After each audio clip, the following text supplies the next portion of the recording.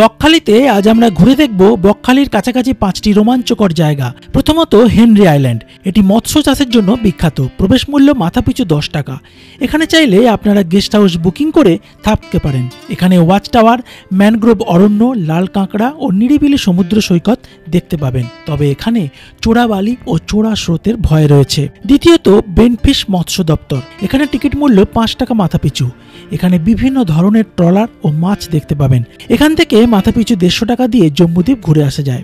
তৃতীয়ত কার্গিল বিচ, এই বিচে বিকেলের সানসেট দেখতে দারুণ লাগবে। চতুর্থ স্থানটি ফ্রেজারগঞ্জ, এখানে ফ্রেজার সাহেবের বাড়ি ও সমুদ্র সৈকত দেখবেন, যা বর্তমানে প্রাকৃতিক বিপর্যয়ের কারণে অনেক ক্ষয়ক্ষতি হয়েছে।